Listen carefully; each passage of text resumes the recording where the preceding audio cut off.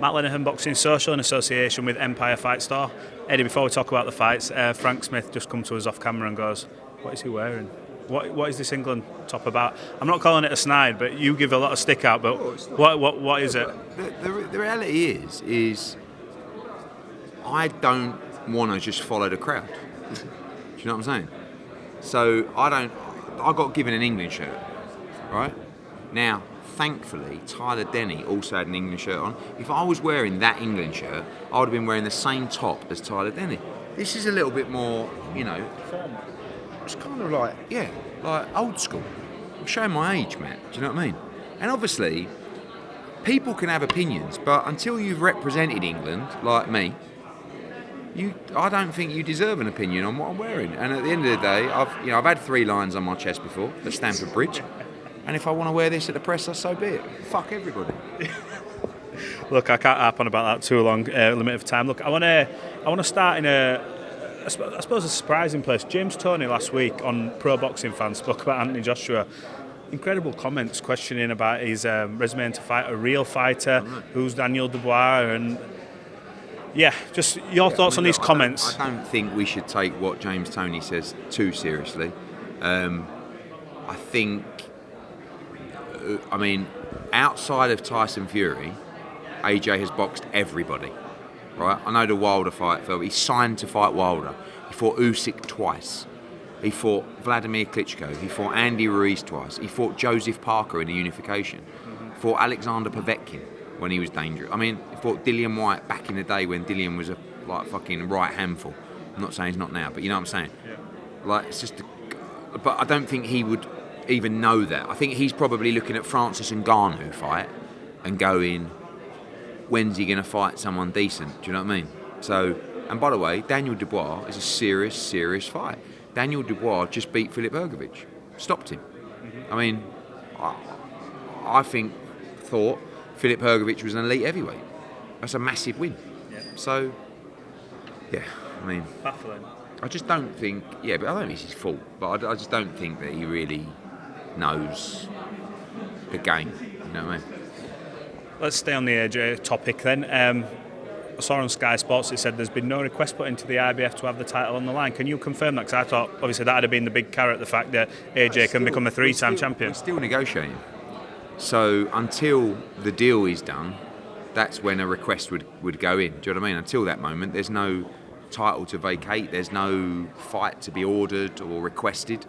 It's just conversations. And, it is definitely our intention to fight for the world heavyweight title. If that comes against Daniel Dubois, he is an absolute front runner. And, there's no fight agreed yet, but obviously we've got a press conference next week. We're all working together to make that come into reality and build a great card. So I'm very hopeful that it can get done. Is there a chance that it's not Daniel Dubois at the Wembley card? Obviously, if the title's not on the line, does AJ look down a different route, a Joseph Parker rematch or something different? Yeah, again, we don't really...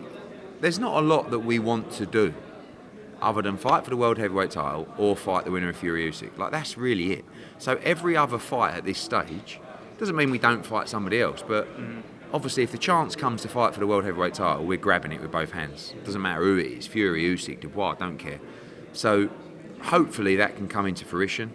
And Joshua Dubois is a serious fight. It's a dangerous fight for both, and obviously it would be an opportunity for AJ to become a 3-time world heavyweight champion.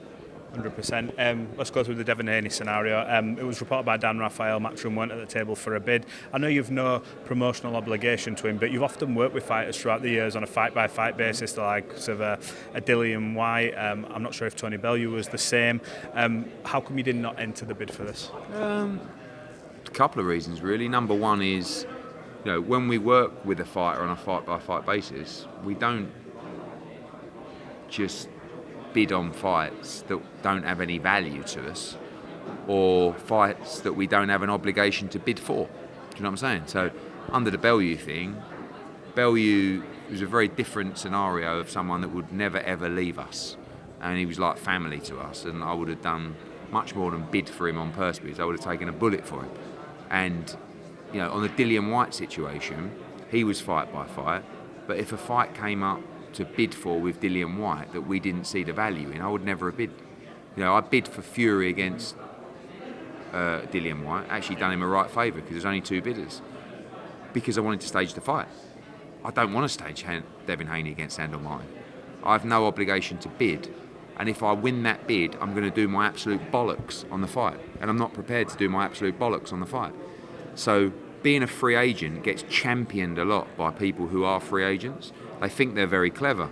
And I'm not saying ha-ha. I'm saying in some situations it suits you really well, but in some situations it doesn't. When you need backing and you need someone to put their balls on the line and you need someone to lose money, you need a contract with a promoter where they have an obligation to do so. If I've got the option, do I want to lose a load of money or do I not? Or do I want to do a fight that no one's really interested in or do I not? What one am I going to choose? Devin Haney made decisions for his career that suited him, which is absolutely fine. I think that's something that fighters should look at. Yep. And I made a decision that suited me. And that was not to bid on a fight that doesn't really have any value. And I actually think it's an okay fight for him. You know, I think coming back against the Sandor Martin, it's not the end of the world. But at the same time, no one really wants to see it. It's not about Devin Haney, it's more about Sandor Martin, with all due respect. It's just not a fight that's going to drive numbers. So I spoke to Devin Haney's lawyer the night before the purse bid because I wanted to make Liam Paro against Devin Haney in a unification. We still may make that fight in some regard. And I said, go and speak to WBC, I'll speak to DAZN, come back to me, and we'll talk. And then they never come back to me. So, yeah. Waiting game for Devin, then see what his next move is. Look, staying on the American side, and a former opponent in Ryan Garcia come out and announced his official retirement. I mean, who knows what to believe anymore with statements coming out left, right, and centre. But thoughts? Yeah, it's just a car crash. I mean, I think I've got to really mute him on social media because it's just ridiculous. I still cannot believe that no one is getting hold of this kid. Right? I mean, if you can't see the spiral, the downward spiral this kid is on, you either just couldn't give a shit, or you're an idiot, right? His behaviour has changed so much. What do you want to put it down to? Oh, he's found himself. No, he hasn't. He ain't right. Something's going to happen. You know, all the stuff around Caleb Plant, all this kind of stuff. Something is going to happen.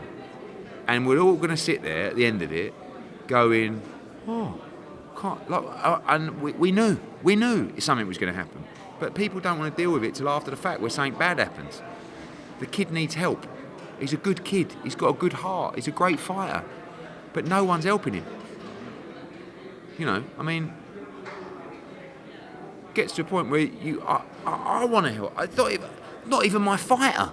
I've met him a couple of times. I've got nothing to do with him, but I want it. Like, I almost want to help because it's so sad to see what's happening to him. But our people like, you know, and I know that a promoter's job is not necessarily to like babysit a fighter, but like, it's like if that was my fighter, and by the way, flagship fighter, the biggest fighter in their promotional company, but I think people just go, oh mate, he's beyond help, he is. Leave him to it. Do you know what I mean? That's not like, and some people are unhelpable, right? And I get it, but I don't know. I don't see anyone. Like, you know, he's got other people around him, lawyers who are, you know, when it's all going good, when there's a deal to be made, when there's commission to be taken, it's no problem at all. But how can you not get hold of this kid and get him off social media, get him chilled out, go and have a little break, get some help, and try and get back on a horse?